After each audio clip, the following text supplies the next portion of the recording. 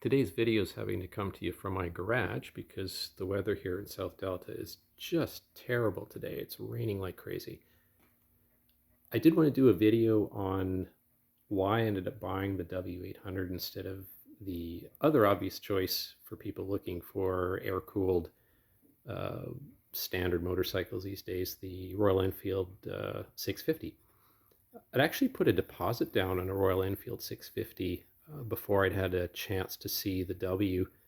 I ended up buying the W, obviously, instead of the Royal Enfield. And I was just going to explain a little bit why I went that route. Um, Certainly on paper, the Royal Enfield's a far better deal. It's like thousands of dollars less. You do get some features or some additional finishing on the W that sort of offsets that, but probably not enough to make up for the difference in cost. But there are a few things that are better, but certainly different on the W than the Royal Enfield. For example, things like you get actual metal fenders on the W, which you don't on the Royal Enfield, and metal side covers. Get the pea shooter exhaust, which I really like, and of course the super cool, but probably unnecessary touch here with the bevel driven valve train. I think that's just such a neat touch. You don't get that on the Royal Enfield. Of course, that doesn't really make up for the significant price difference. So there were a couple other reasons I went with this bike instead of the Royal Enfield, which I wanted to explain.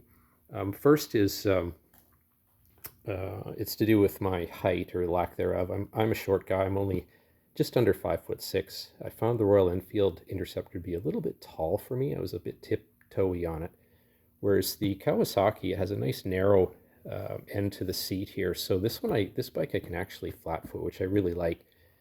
I do like the feeling of additional control, being able to put your feet down nice and flat instead of being up on your tiptoes. So that was a real bonus with this bike. And probably the last reason, which is purely subjective, I think the Royal Enfield Interceptor is a beautiful bike. I really liked it. Again, I was prepared to buy one.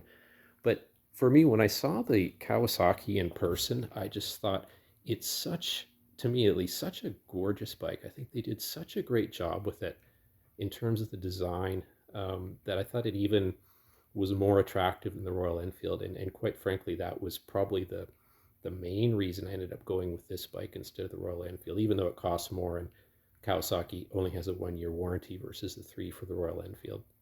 Anyway, just wanted to sort of give you a bit of a sense as to why I went with this bike instead of the Royal Enfield.